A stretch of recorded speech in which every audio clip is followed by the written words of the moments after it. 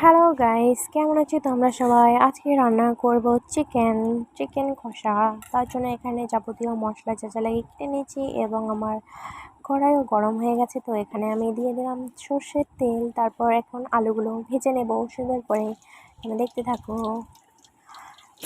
আমি কিন্তু এখানে রসুন আর পেঁয়াজ লঙ্কা সব, তারপর কিন্তু আমার এখানে আলু ভাজা হয়ে গেছে সুন্দর করে দিয়ে লাল লাল করে ভেজে নিয়েছি। তারপর এখন তেল গরম হয়ে গেছে, এখন হচ্ছে পেঁয়াজ রসুনগুলো ভেজে নেব।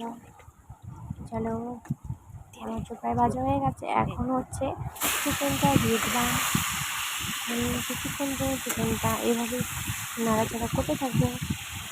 তারপর দেখতে পাচ্ছ চিকেনটা আমি সুন্দরভাবে নুন হলুদ সব দিয়ে দিচ্ছি। সেটা তোমাদেরকে দেখালাম না। এখানে মাংসটা থেকে দিচ্ছে, তেল বেরিয়েছে এখানে। আর মাংসটা এভাবে কিছুক্ষণ 5-10 মিনিট কষিয়ে নেব।